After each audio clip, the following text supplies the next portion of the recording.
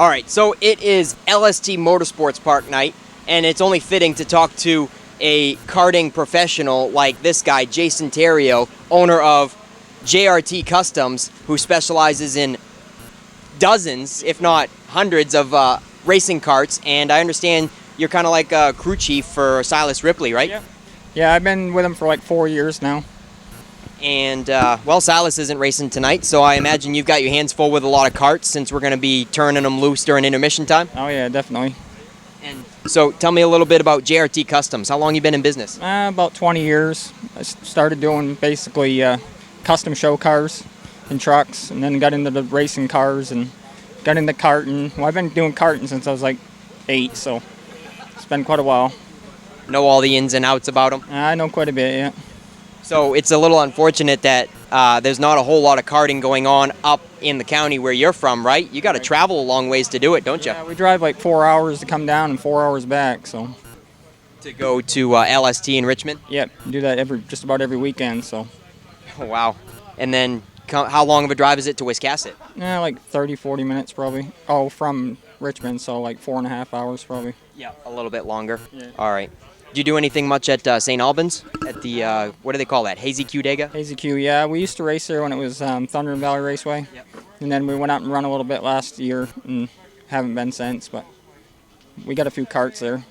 So you're kind of like a Jeff Taylor, I guess, distance of LST. You know, you kind of hop around. I'm assuming to a lot of pits and help everybody out. Yeah, and stay busy. That's for sure. Yeah, I can imagine. All right. Well, hey, we thank you for joining us at Wiscasset. Hope you enjoy the show tonight. What can we expect during intermission? We're gonna do some kart racing.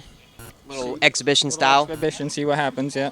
Have you checked out the track much that we have for? It's quite a Martinsville paperclip. It's got some longer straightaways than Richmond. Yeah, I took a look at it. It looks pretty tight cornered, so.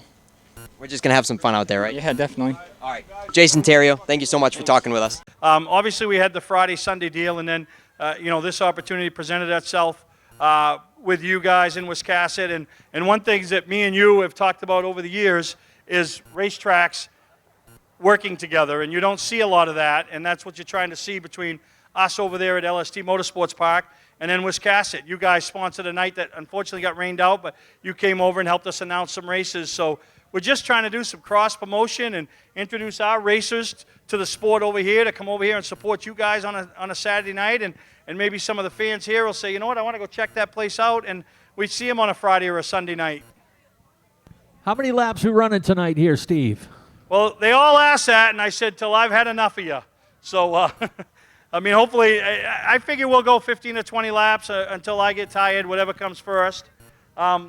But when we talk about it, we've had a pretty busy schedule. We got a busy month of July. But we announced last night, and I'm gonna second the announcement here. It hasn't hit social media yet. But we're going to do for these senior champ karts, the ones that you see at the back with the adults, we're putting a race on a Wednesday night, July 13th. The reason it's a Wednesday night is because it's Loudon weekend, and the title sponsor is a guy by the name of Derek Nealon. He's the spotter for Tyler Riddick. He grew up in go-karts over at Beach Ridge. He wanted to give something back. He reached out to me and said, listen, I want to be involved in a race, but I only have 2 weekends off a year, and I don't want to spend one of them at a go-kart track. So what do you think about putting on a Wednesday night race? So I said, no, absolutely. So we decided, we picked that date, we threw it out there, and we're expecting some competitors from come out of state. He threw some money up, and then I got, you know me, Ken, I always think big. So I got thinking, we can make this huge. So I'm going to pay $3,000 to win and $10,000 purse for a little go-kart race that's going up there at Richmond. Well, that changed last night because a guy called me that came up last week and had his family there and was supporting some teams that he supports, and they had a really good time. So he called me last night and he said, listen, I want to make this thing big. What do you think if I gave you $2,041 to add to the first place purse to make that a huge, huge deal? So in 3 weeks, we're going to have a little go-kart race that's going to go on over at Richmond, Maine, that the winner's going to walk away. When I say walk away, Ken, I pay the money that night. Once you clear tech, you take your check, you go home. But somebody's going to walk away with at least $5,041 for a go-kart race. So that's a pretty big deal. Hey, Steve, I got somebody up here who wants to talk to you for a second while we're staging the cars. He's a good friend of yours, a big supporter of you and us here at Wiscasset Speedway. His name is Lee Mortensen. Oh, absolutely. He's a I was huge gonna- supporter of short track racing and any lame brain idea I come up with. I was hoping he wouldn't announce me. This way I could say, hey, Steve, Hey, who Lee. is it? Yes. Hey, brother, you're the one that told me how to go big or go home many years ago. And Well, yeah, likewise- and I get bigger and bigger as every day goes by. Yeah, well, Debbie and Sue tell us both that. But anyway, years ago, we used to do a cancer walk up in Wyndham. We had a team. We used to challenge each other for laps. Well, Penny here in the kids' room is having a cancer walk Labor Day weekend. And she came around to me and was asking to help sponsor the T-shirts. And I said, sure, how much? And she told me. And I said, well, let's double it. And I said, how about Steve? You reached out to him? And she said, yeah. And I said, well, I'm going to call him out and tell him he ought to double it. Go big or go home. So what do I got to double? You want money from me? Sure. Listen, Put up or shut up. listen. I'll go. I'm not going to go to 400 because you know what? I got to go to 500. Gotcha, brother. All right, so there we go. We just raised $1,000 for Penny and her cancer walk. So, Thank you, Steve. but we appreciate all you guys. I hope you guys enjoy this.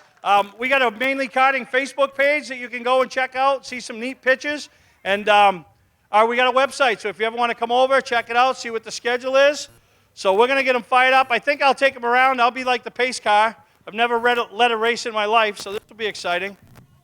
I might not pull up. I might be like Richard Petty over at Darlington that time. They're going to have to throw him off.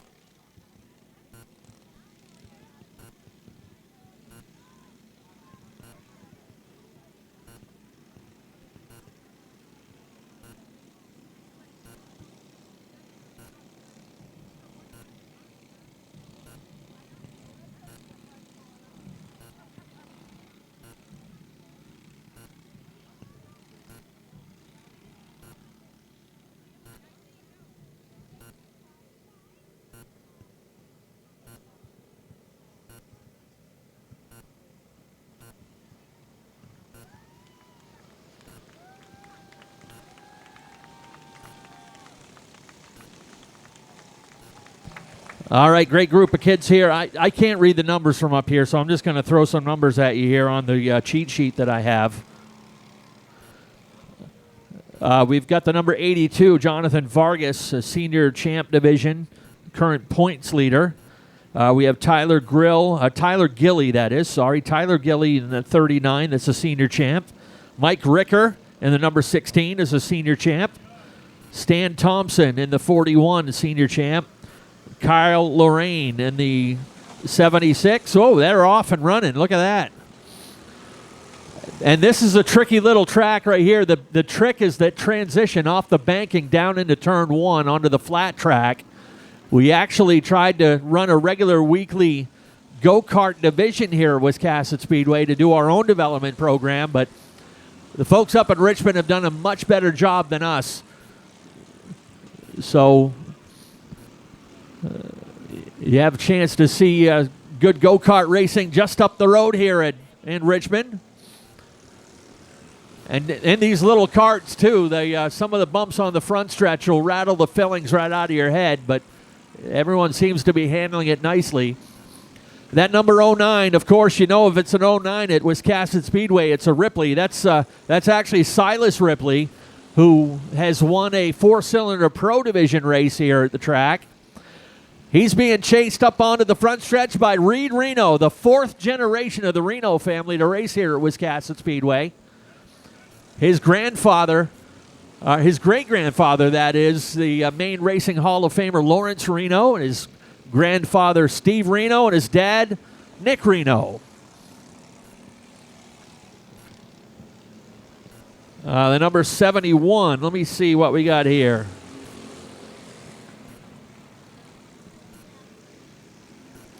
Don't see that on my list here.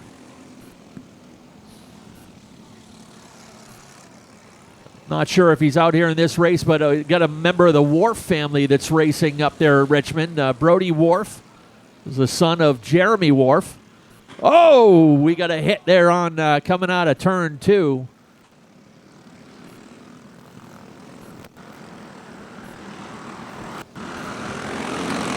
Now, obviously, this track's a little bigger than what they're used to running over there at Richmond, but the speed is pretty much the same. These cars go insanely fast around that little 8th mile course.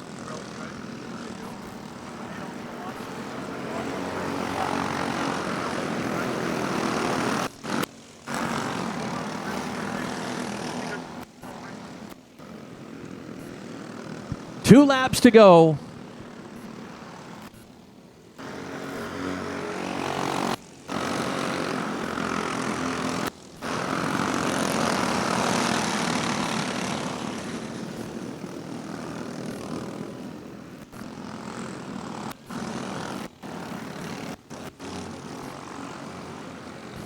Yeah, these guys have figured it out. Come right up, hug that front stretch wall, and get a good entry down into turn 1. You know all these guys? What's that? You know all these guys? Yeah. Final time out of turn 4. Checkered flag ready to fly.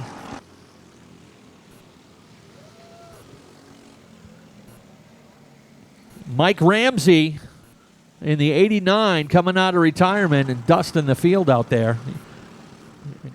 So we'll get a few words with a few of these guys. My two young and next generations for here have headed back to the pits with their go-karts. They're part of the crews, Silas Ripley and who was in the 09 and Reed Reno.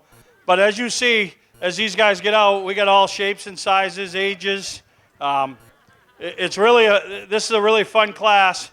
And when I decided I was taking this track over, as Debbie likes to call me, I'm the mayor. I don't get my hands dirty. I learned a long time ago I'm going to make more headway with using my head than my hands. So I like to surround myself with good people and let them do their job. The young fellow you see with the hat right there and the sunglasses, that's Ryan Phillips. He's the race director and general manager of the track. He does everything. I'm like P.T. Barnum. I put him under the big top and let him have him. So this guy right here that just won that race, and now I'm going to have to listen to him all week about how that was great and how he's great and all that stuff. But that's my brother. We call him Brick, and he is a huge help at the track, that what we got going on.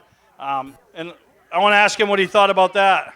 Actually, this place is a ball. That's a fun track to race on right there. I mean, a lot of side-by-side racing if you want it without a problem.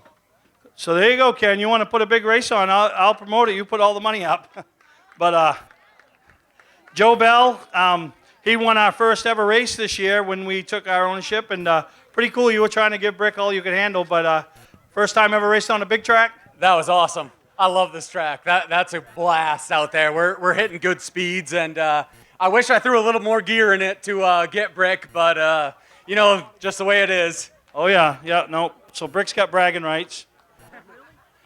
Keith, what'd you think? That was fun.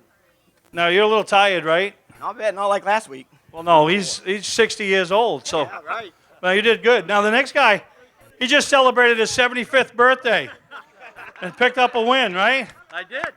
I tell everybody he's 75 because I'm trying to get senior citizens involved, but pretty cool, huh? Oh my God, that's a blast out there.